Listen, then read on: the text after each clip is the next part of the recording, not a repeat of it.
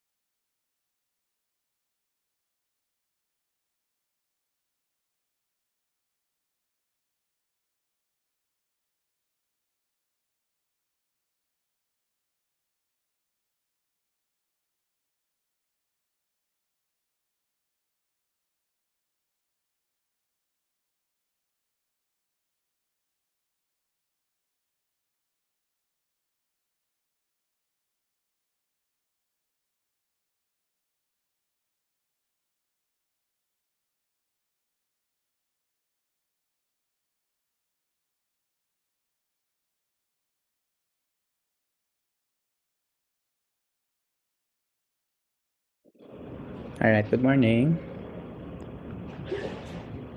Before we start, tell the others to join the session bago tayo mag-attendance. Thank you.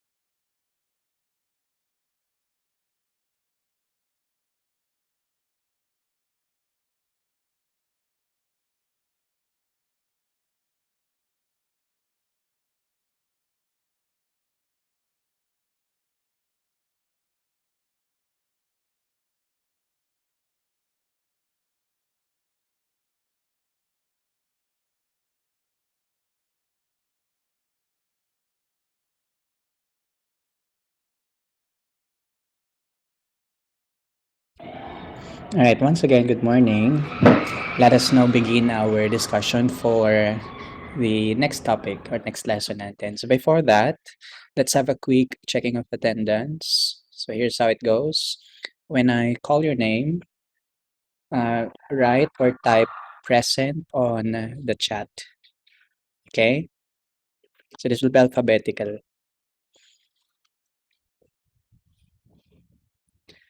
Alabo. Is Alabo around?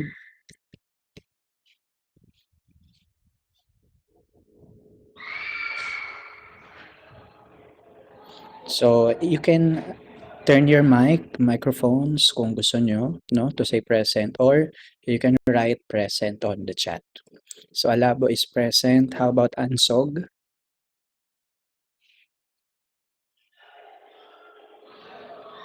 Present, sir. Antonio?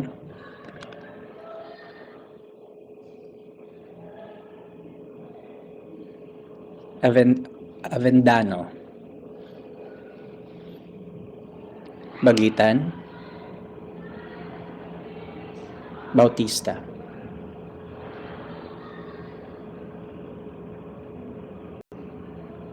Wala pa si Bautista. Bidayan? Bio? Bringino? Briones? Clemente? Comandao?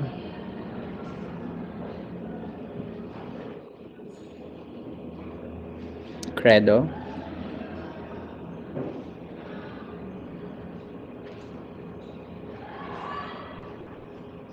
Okay. Da Costa? Dizon? Fodula? Galarpe?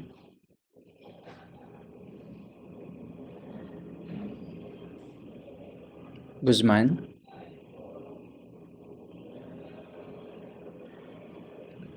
Ildefonso? Infantado? Malacapo? Manalo?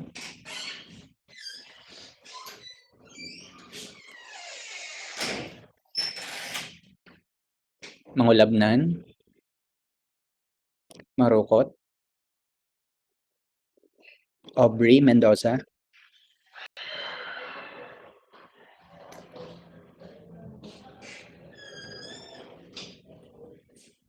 Mendoza? Genjis? Mitra? Mondehar? Muega?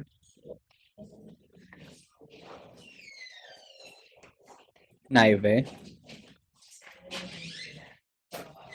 Nario?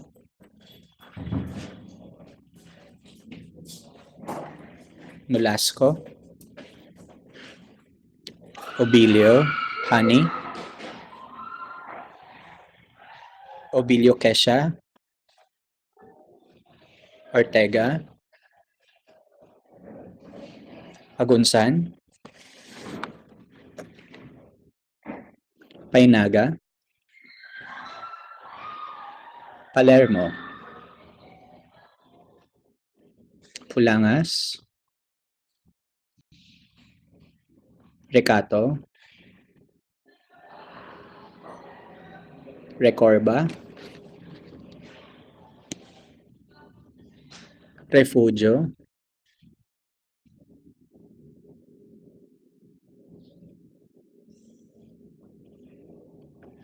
Revelo?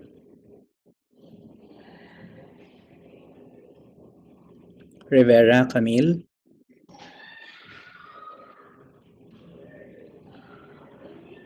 Rivera Robert?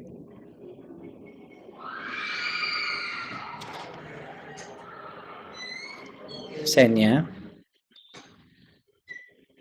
Tiangco? Tolentino? Vasquez? Villalba, and Binluan. Okay, those names that wasn't called, no, yung mga names na yan ay not enrolled in my subject, and so I hope, no, lahat kayo ay enrolled, lahat kayo natawag. Kung sa mga natawag ko and then hindi nakapag-present, paki-type na lang present on the chat. Sige, let's now proceed sa ating discussion for this week. By the way, if I can remember it correctly, meron pa tayong isang naiwan na presentation. I forgot kung anong group. Tolentino, is that your group?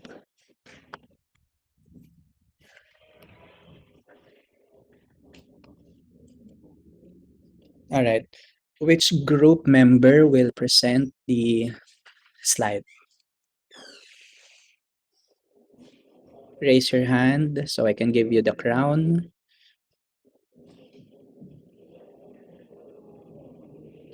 Okay.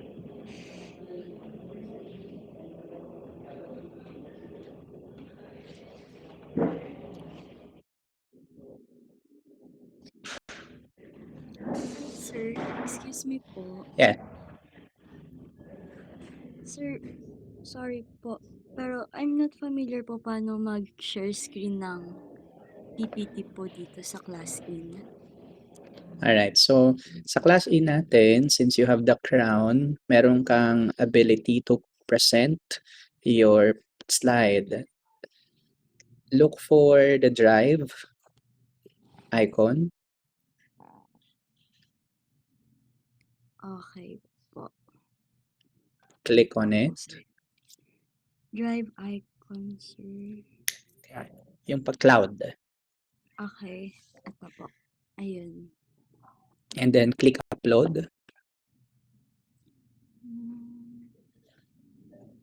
Upload, sir. Wait lang po. Okay lang. Wala pong upload button here, sir. Are you sure?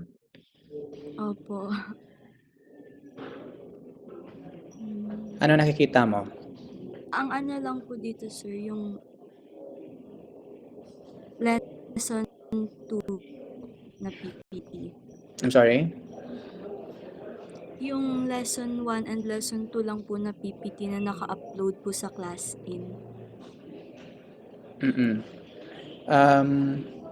So, a-upload ko po muna, sir, yung PPT po namin sa ClassIn before ko po Yes. siya ma-open. Okay po, wait lang po. Yes. Mag-out po muna ako, sir. Okay. If okay lang po. Out you mean out sa class A? Yes po, para ma-upload ko po siya. Sige. I'll give you later on na lang yung time natin, no? Kapag natira natin. So, ang gagawin natin, discuss muna ako, and then after, we'll give you time to report. Okay? Okay po, sir. Thank you po. Sige. Okay.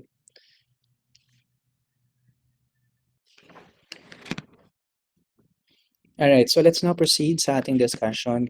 Anyone recall or remind me which topic yung ating last discussion? Are we done or are we through with historical antecedents?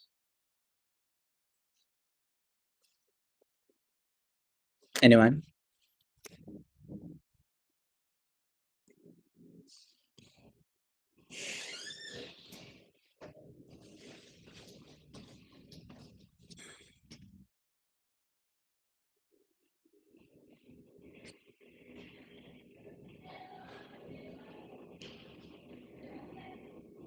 Not yet.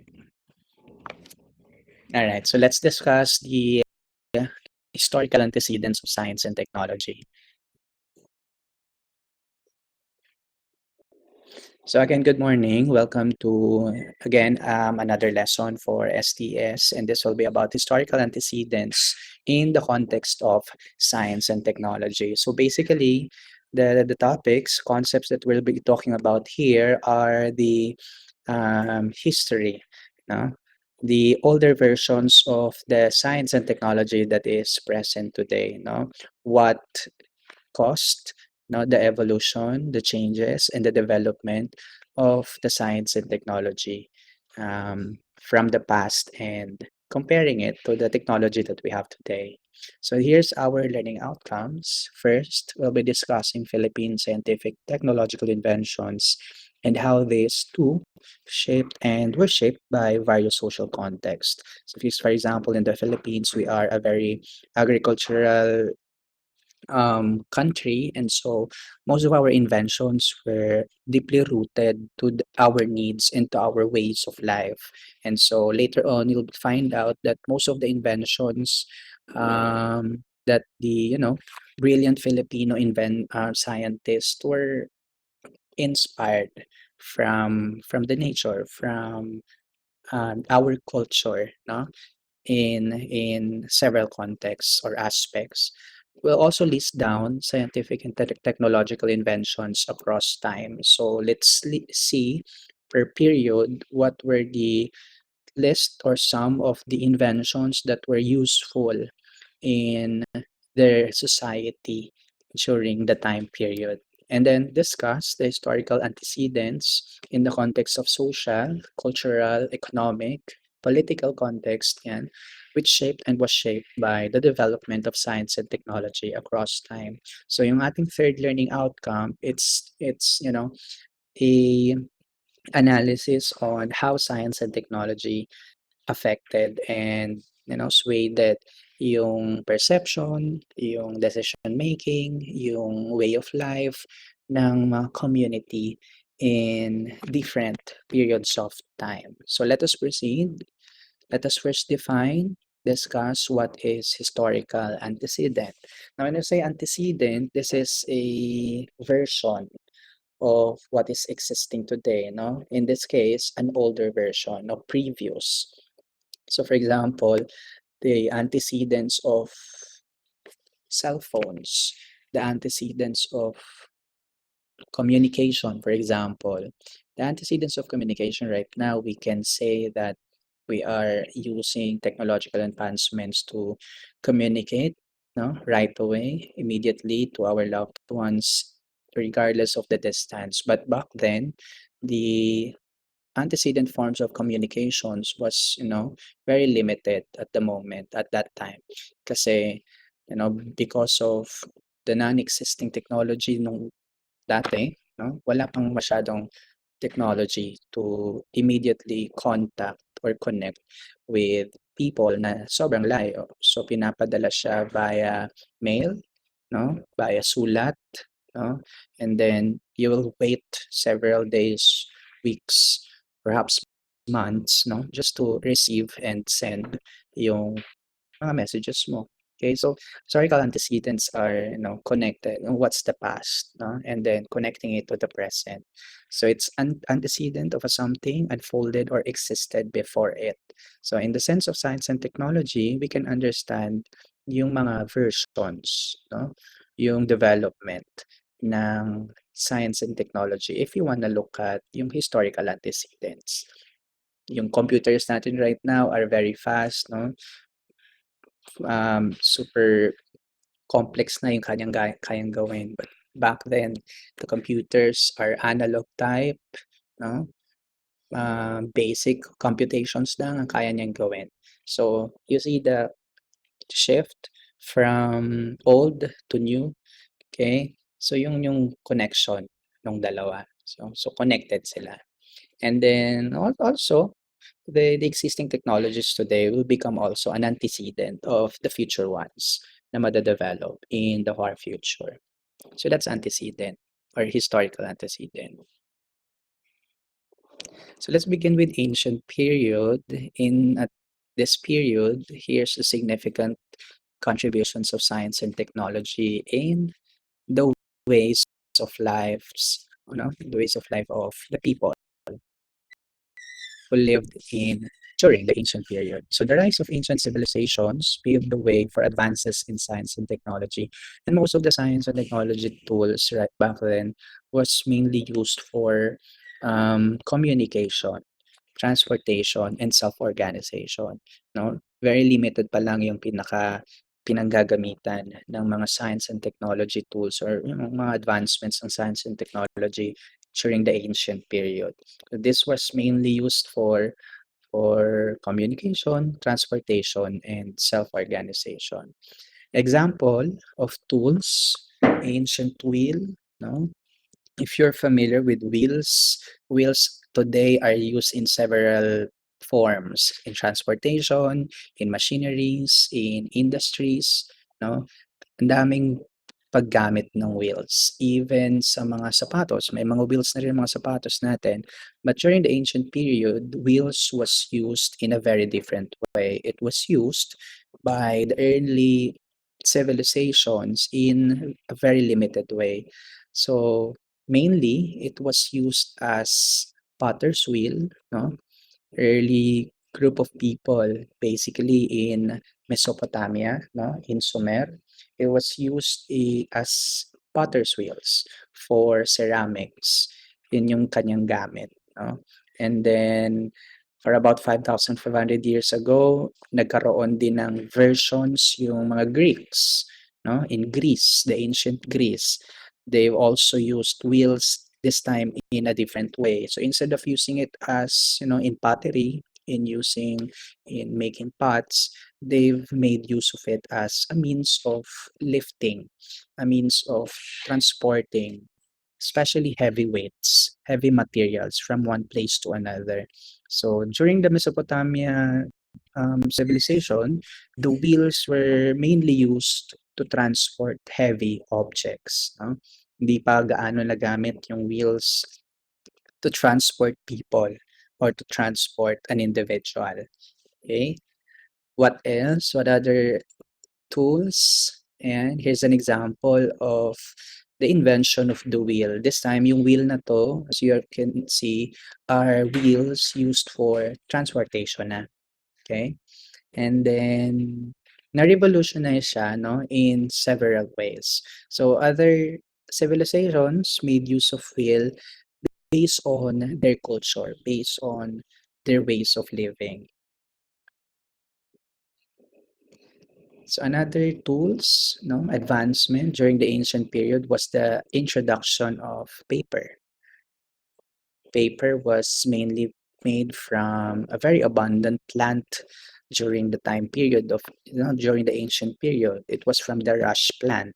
And if you're familiar with the term papyrus, no, it's the term used, no, to describe a material that was used for writing, yung pinagsusulatan.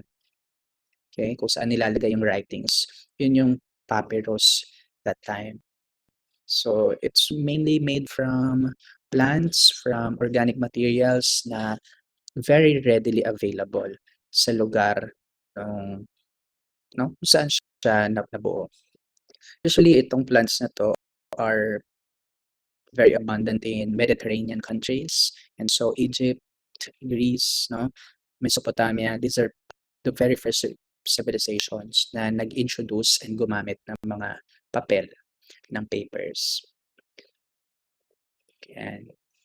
So this is an example of paper, no, and its function in the past.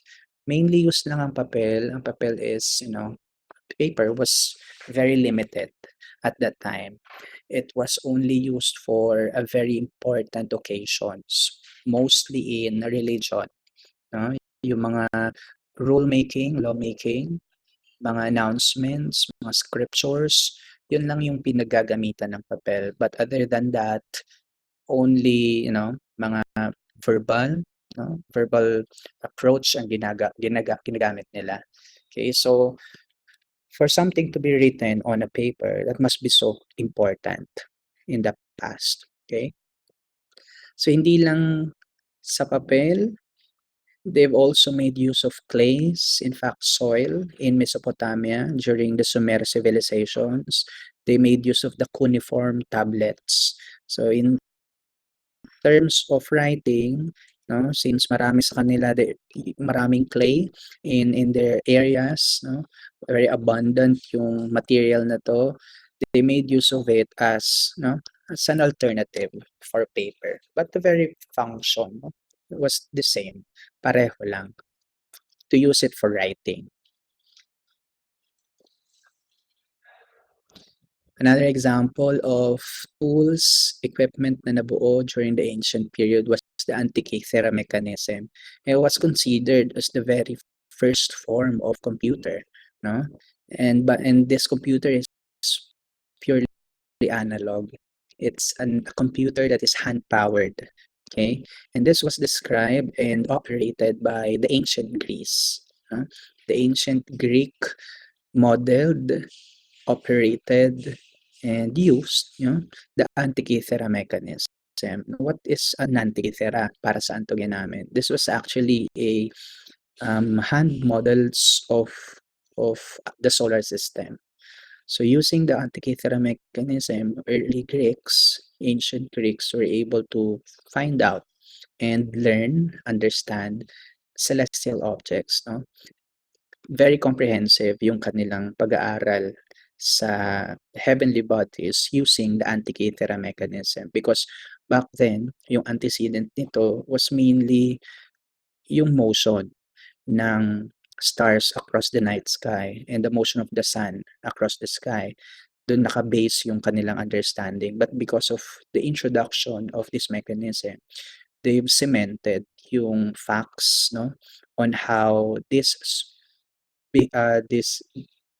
planets, no, celestial bodies really behaves, no, in our solar system.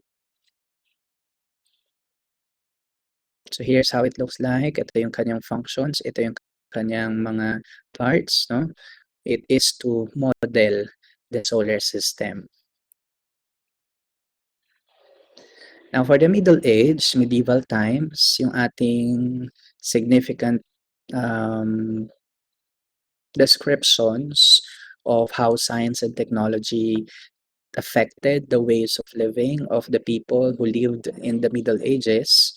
So major advances in scientific and technological development was observed. So there was a steady increase of new inventions because of, greater opportunities for people in the Middle Age to study and learn science, no, and choose career in science. Introduction of innovations in traditional production, emergence of scientific thinking and method. Okay, many medieval universities at the time steered scientific thinking and provided infrastructure for scientific communities to flourish. And some of the humanity's most important present-day technologies could be traced back to historical antecedents in the Middle Ages. So during the time of the medieval or the Middle Ages, there was a surge in the interest in studying and learning science. And then it was welcomed, by several universities, that by the time offers and gives opportunities to these learners, to these students na gustong mag-deal, gustong mag-dive in choosing a career that is purely science.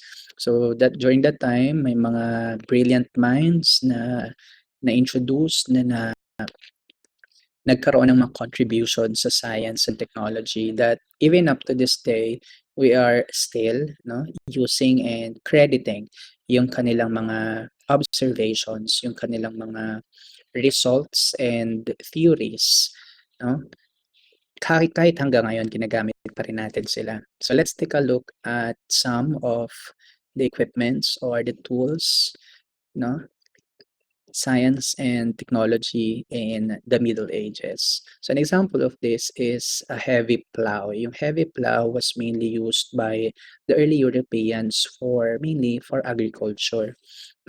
Heavy plow is a very large equipment that needs 2 or 3 persons for it to, just to operate the heavy plow. Okay? Sobrang laki and it is used to increase the yield and crop production ng panahon ng Middle Age.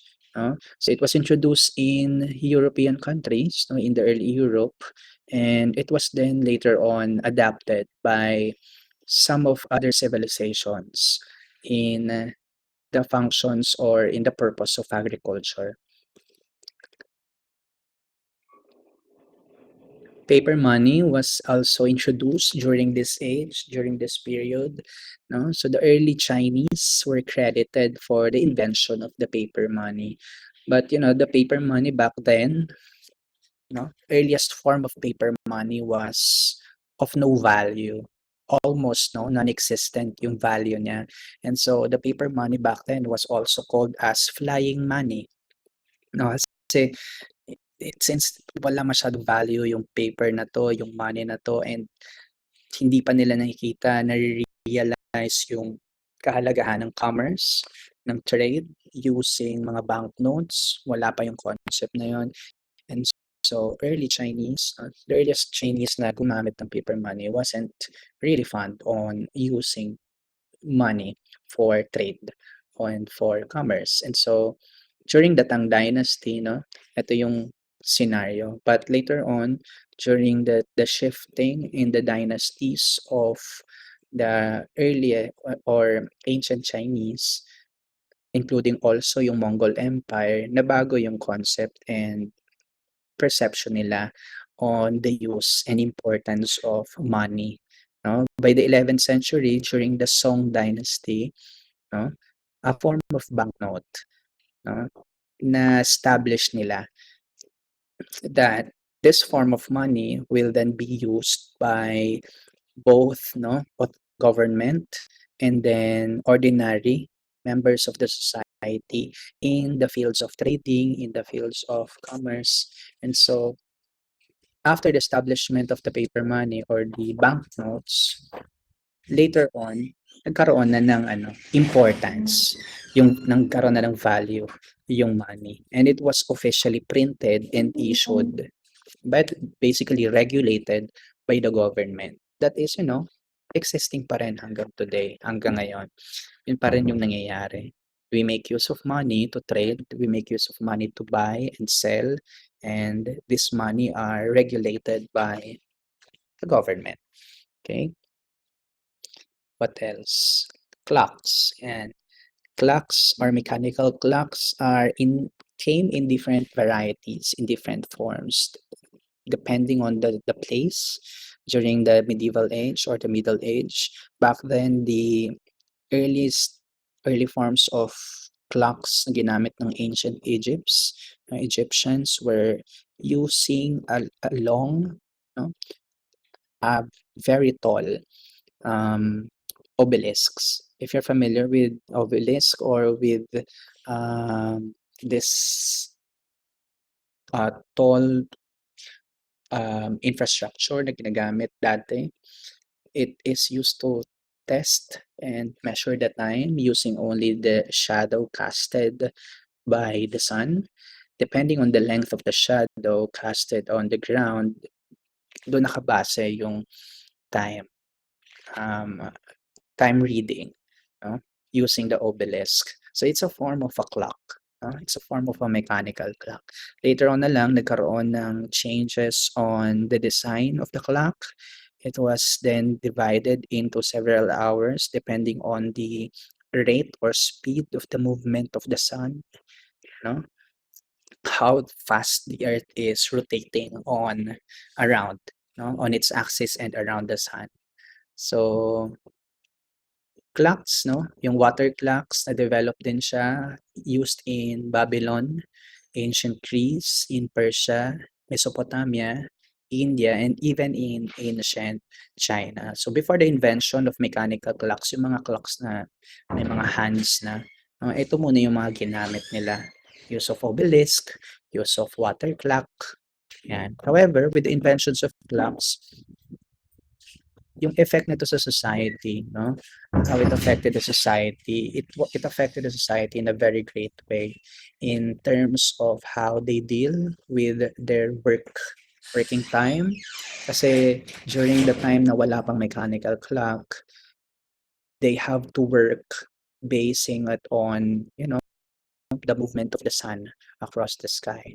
Okay? Kapag kumikat yung araw, start na ng trabaho. Pag lumubog na yung araw, start na ng trabaho.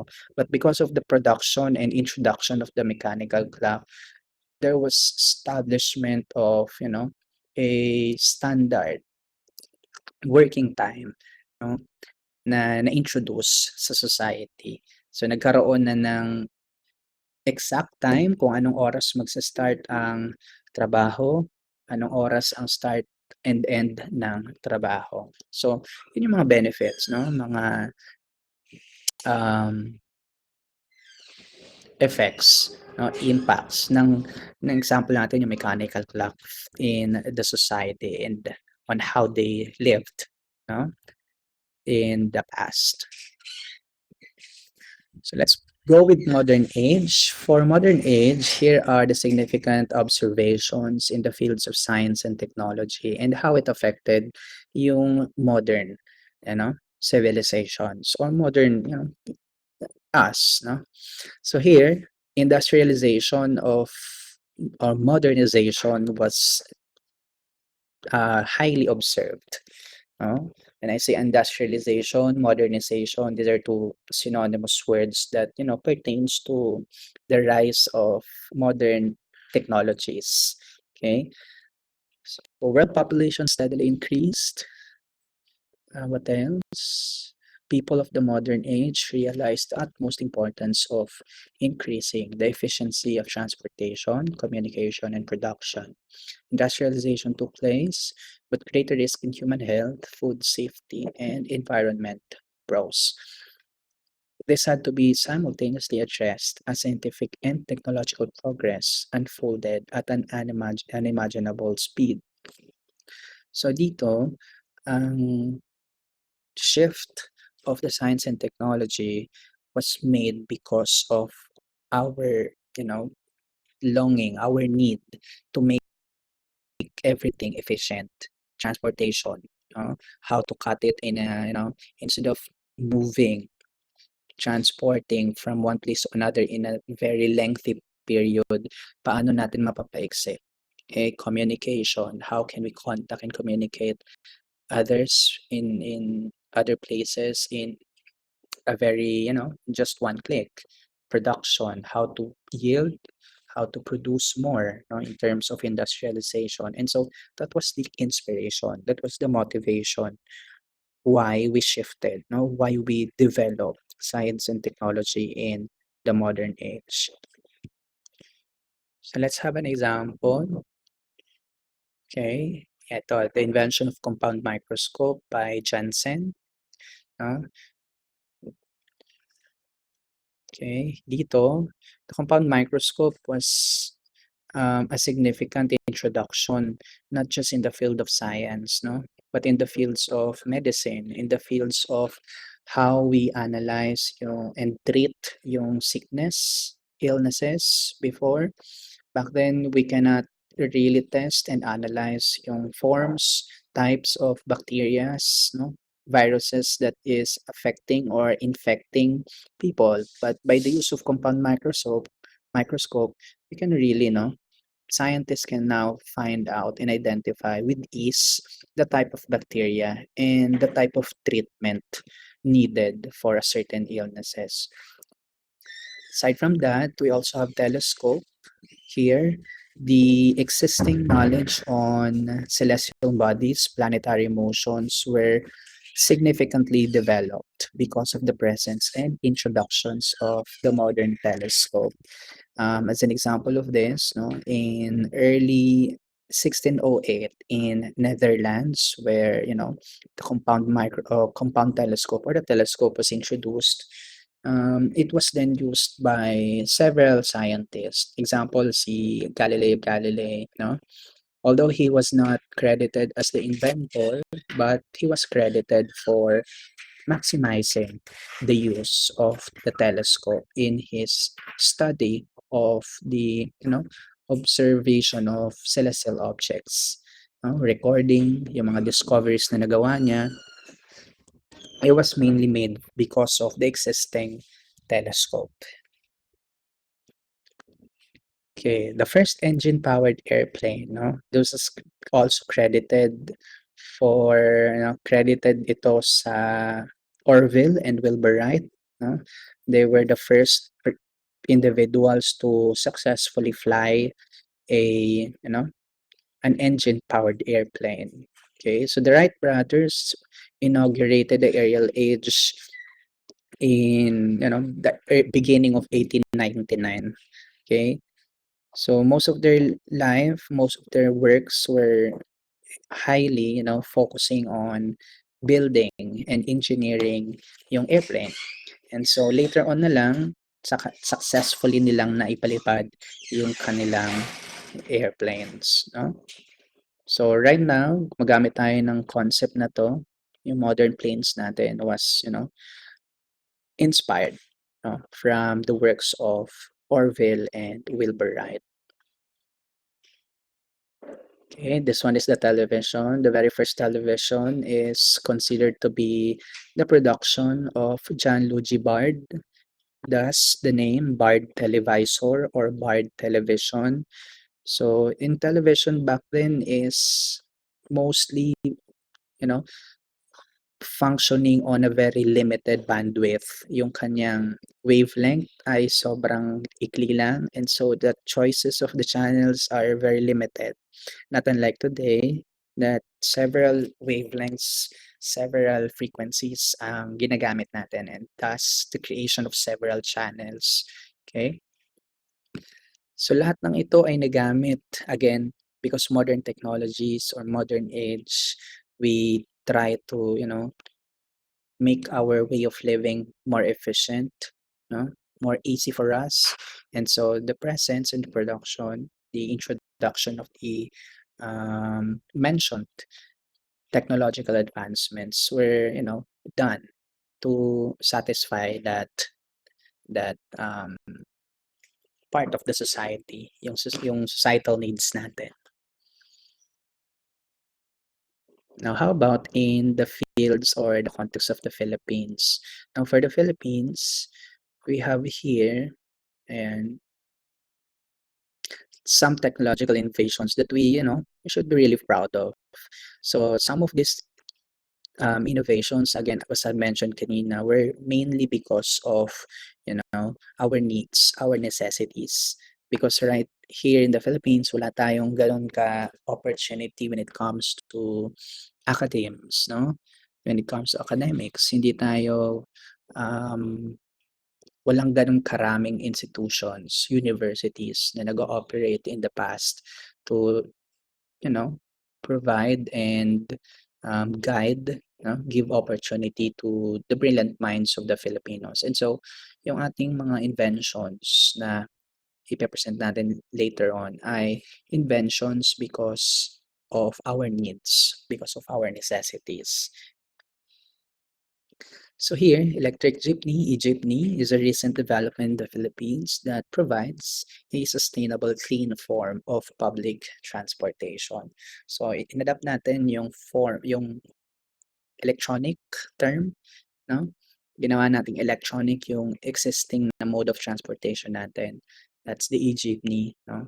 To lessen the hazards, no, generated by the traditional jeepneys to the environment. Okay, the production and the introduction of erythromycin, an antibiotic, by Dr. Abelardo Aguilar. Okay, what else?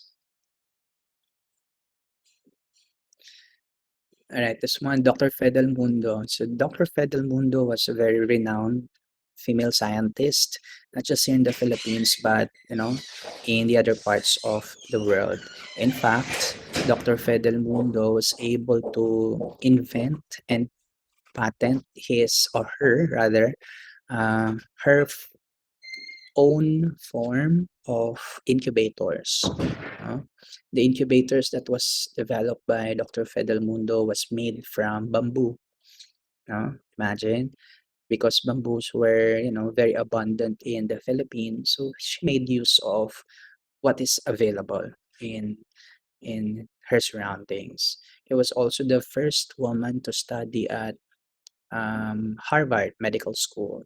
No? She opened the first children's pediatric hospital in the Philippines and was first woman to become, part of the Philippine Medical Association. A lot of firsts, no, ang nangyari kay Dr. Fidel Mundo. He was also the first woman to be named National Scientist of the Philippines. So she also founded the first pediatric hospital in the Philippines, okay, in shaping yung healthcare ng child. So the child healthcare system in the Philippines was, pioneered by Dr. Fidel Mundo. And so this was her bamboo incubator. Yan. So na-inspire yung incubator natin from the works of Dr. Fidel Mundo. Another development from the Philippines was the mold remover. It's a formula generated from cashew nut extracts, no? Wherein you apply it to the parts, target parts, and then through time, nagkakaroon ng effect, nagkakaroon ng removal, yung moles and warts. Okay? So this was from Rolando de la Cruz, no? The owner. And then, yung nag-formulate ng extract. Okay. Orosa's formula for banana ketchup. Ito naman is from Maria Ilagan Orosa. No? Maria Ilagan Orosa was a very prominent name in the fields of cuisines, also during the World War II. Okay? Yung kanyang mga contributions when it comes to the Philippine science and technology was, mainly because of, the needs, as I've mentioned, ng Filipinos back then. So in here, instead of using tomatoes, no, because of the World War, tomato ketchup was introduced to the Philippines.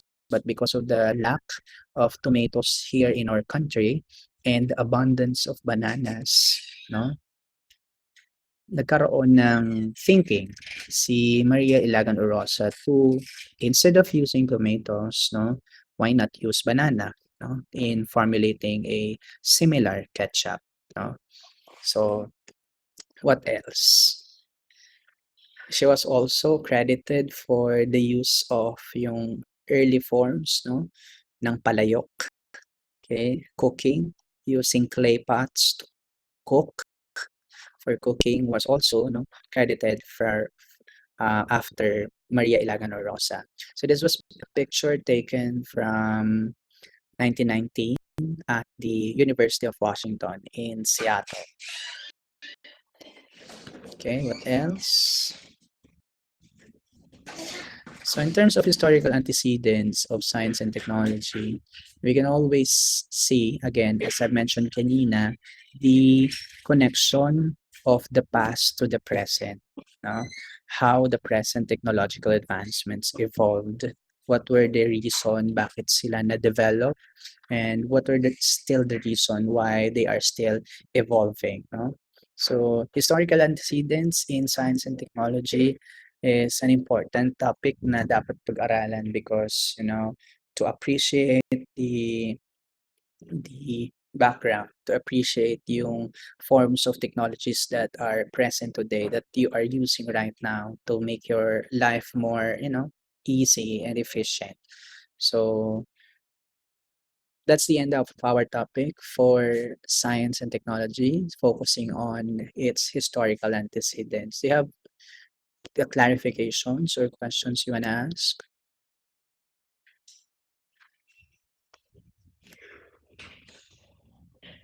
Do you have any?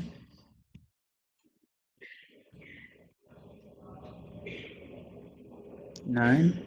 Alright. Balikan natin si Group 4. Are you now ready to present your work? Thank you, sir. Yes po. Are you ready? Okay. Okay po.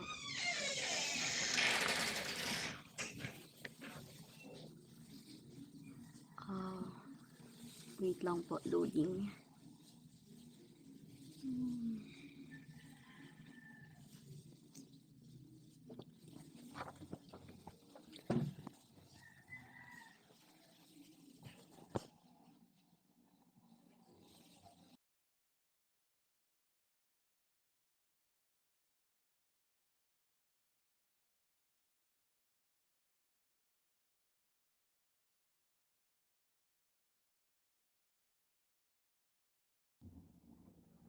Ayan po. So, sorry po medyo nag-overlap yung words. Hindi ko rin po alam anong nangyari. Pero, send ko na lang po yung PPT later or yung screenshot. Alright, that's okay. Sige, you proceed whenever you're ready. Okay po. So, for the group 4 presentation po, the HARPA Safe Home and the Project Nightingale. So, first po is the HARPA Safe Home proposal. So, HARPA Safe Home proposal po is using AI at home to prevent tragedies because of the rising violence and mental health problems. So, si HARPA Safe Home proposal po is proposal pa lang naman po siya na kailangan na bawat home is may AI na magbabantay dahil sa mga rising violence po. Hindi lang sa Philippines kasi sa ibang bansa din po. So, para siyang smart home device that warns the family when it detects violent behavior, but some people might feel it very uncomfortable po being recorded all the time. So, for the Project Nightingale po, call ko lang po si Genghis Mendoza, paging po.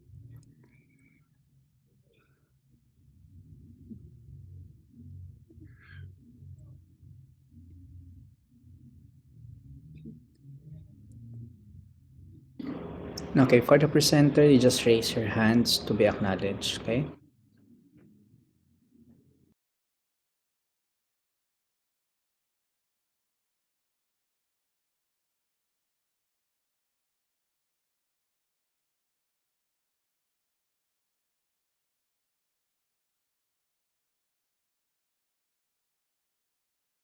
Okay, Mendoza.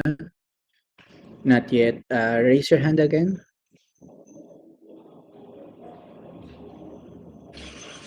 Okay, go ahead. Hello po, am I audible po? Yes.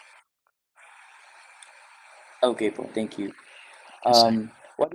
What is Project Nightingale all about? Project Nightingale was launched in 2018 po as a partnership between Google and Ascension Healthcare. It is one of the largest non-profit healthcare system or health system in the US. Google um, gained access to personal health records for over 50 million people po, or patients, to build machines, learning models, and digital tools to assist doctors with diagnosis. Um, well, the problem, however, was that yung mga information po ng patients are being shared with Google po without their consents or without the patient's consent and the doctors.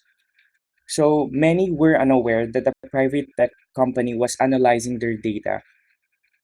So this raised serious concerns about privacy, consent, trust, and corporate involvement in healthcare po. So what led this initiative? Several factors contributed to the launch of Private Nightingale. Of course, yung advancement ng technology natin, mas napapabilis niya yung pag-collect ng data ng mga patients. So, Google actually expanded their activity, or what do you call this, their project sa healthcare. So, ayun. Ayun po yung Project Nightingale. Google collects patient health record to use for AI healthcare due to the need for fast healthcare decisions po.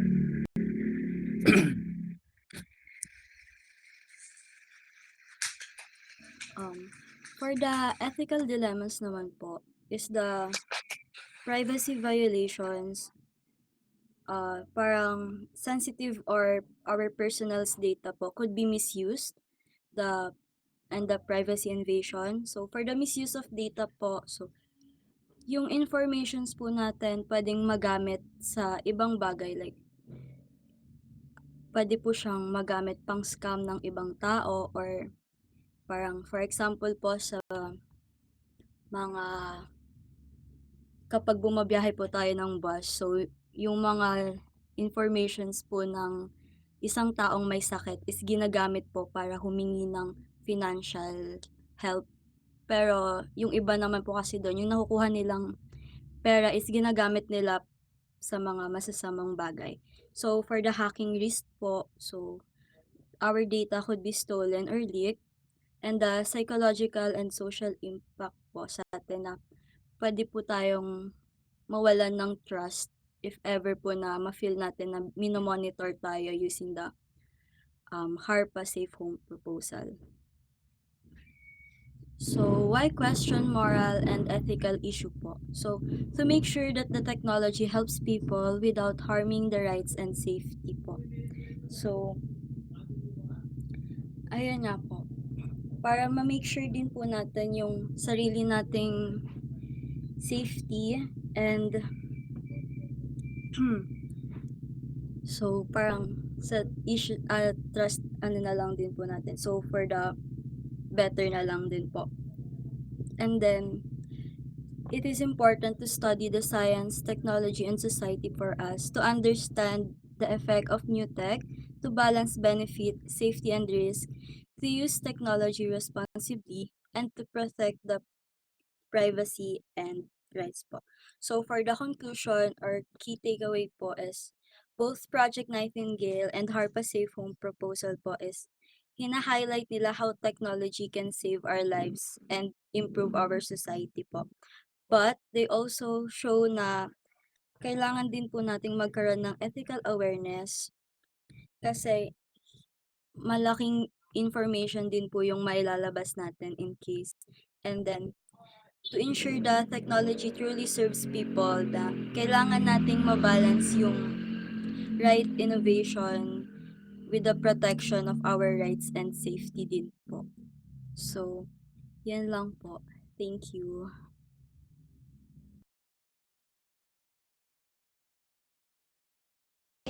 All right, thank you. Any other things that you want to add?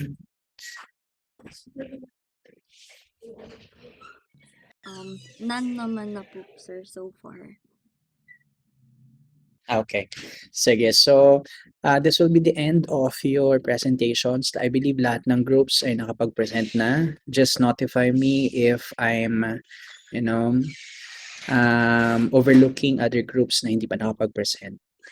Okay. So, here, as part of the STS natin, we're discussing topics, especially in the world of science and technology, topics that are rising, o kaya rising trends na ginagamit or that are used by us, especially if concerns, societal issues are being raised, in contrary, sa paggamit doon sa function. Kasi we all know these technological tools, these advancements were introduced to serve a function na, that will cater, beneficial sa atin. Although, since, while they can be beneficial sa atin, there are also times that these tools, these advancements can be used in a very, morally questioning way, yung mga unethical ways ng paggamit nila. And so examples ng ating mga na-report yung nakaraan are yung mga dilemmas, issues, So for the previews, rather the next topic natin will be, actually it's gonna be next meeting natin. What's our next meeting? Is it Wednesday? So sa next Wednesday or sa next meeting natin, we'll be discussing again another lesson. Before the prelims, ang prelims natin will be the next week. Correct?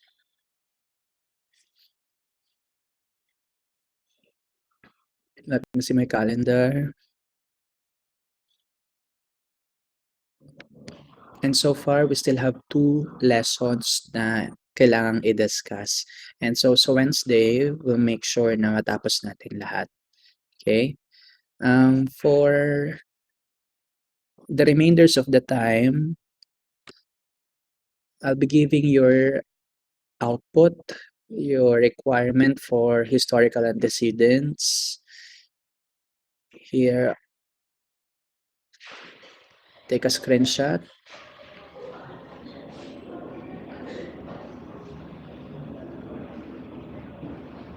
All right, so for your individual work 1, no, this will be your first individual task.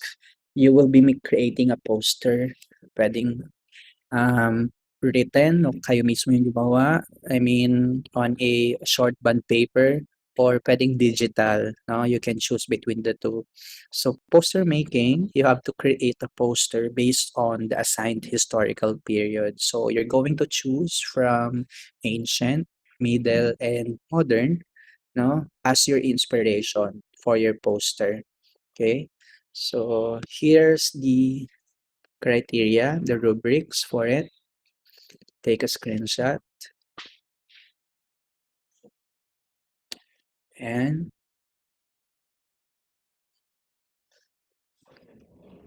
all right, and then this will be submitted, ano na to.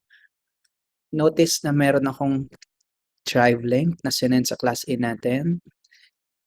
Kindly acknowledge yung link, open it, and may mga folders that is intended for your submissions. No? So be specific sa folder na gagamitin nyo for submission. Naka-indicate naman doon kung anong output ang i-upload doon. And for your uploads, use your name as the template. For example, De La Cruz _ Juan, no? As the title or as the name of your file. Okay? Surname _ first name. Para kita ko agad kung kanino yung output when mag-check ako. Any question? Yung mga hindi ko pa na-add sa LMS, i-add ko sila today para updated kayo. And then yung mga wala sa list ko, i-remove ko. Okay? Para hindi tayo ma-technical ng pagdating sa listing, pagdating sa enroll list natin. Any other question?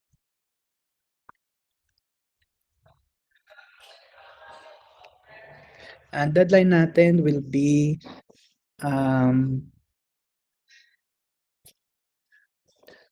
the week after the exam. Or wait. So the week after the exam, that's gonna be Monday. No? Monday next week. So sa calendar natin, that is September 22.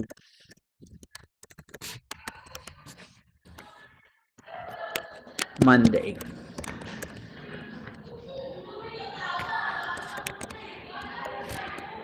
Any other question?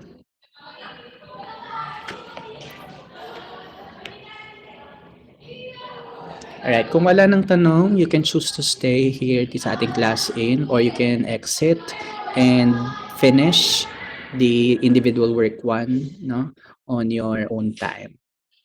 So with that, again, I want to thank everyone for joining and for listening and for participating sa ating topic for today. I'll see you next week, next meeting. That's gonna be Wednesday. Nalilito ako sa date natin. Pero I'll see you sa face-to-face natin.